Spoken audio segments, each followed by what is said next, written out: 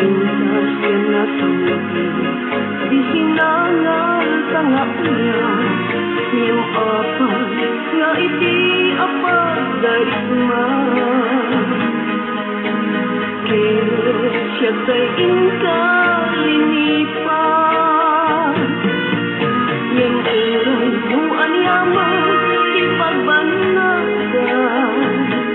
Dahil ibuti, yak ipaay iisapalin.